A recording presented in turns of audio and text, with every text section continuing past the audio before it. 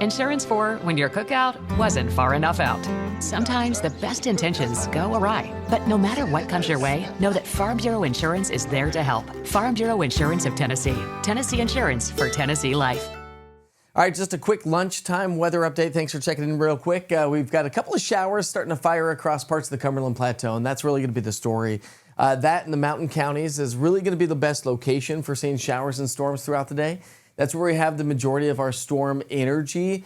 You can see how that's been firing across parts of the mountains in the Cumberland Plateau. So where we have the highest storm energy is where we have the greatest chance for seeing a few showers and storms. So we've already started to see that around the lunch hour. And that's going to be the story across the plateau. You can see those storms developing across the mountains as well.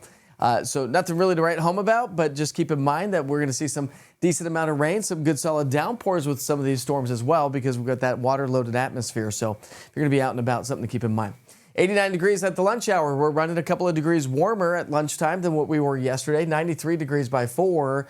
That's our goal today, is going to be in the 90s. Not necessarily a goal that we want to do, but that heat index value is going to be pushing close to 100. So as we get into the evening, we don't drop down below 90 until after about 7 to 8 o'clock at night. Then we're going to be in the low 80s by about 10 o'clock, and we're going to do it again on Sunday. But the winds will shift on Sunday, and so therefore our storms will come out of the west-northwest versus the south-southwest throughout the day. So I actually think that we're going to have a better chance and a better opportunity for seeing a little bit more rain in other locations versus just the higher terrain due to the winds shifting, and our Futurecast model picking up on that as well. So we're going to be in the low to mid 90s all weekend long, but the heat is going to continue. Chance for rain is going to be fairly minimal at best due to the fact that we've got that ridge of high pressure dominating next week, Thursday, Friday, Saturday.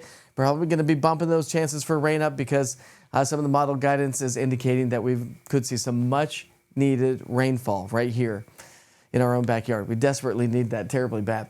All right, your 7-day forecast, we're going to actually be in the mid to upper 90s Monday, Tuesday, Wednesday. And so heat index values could be pushing well over heat advisory criteria. So something to keep in mind as we get into next week.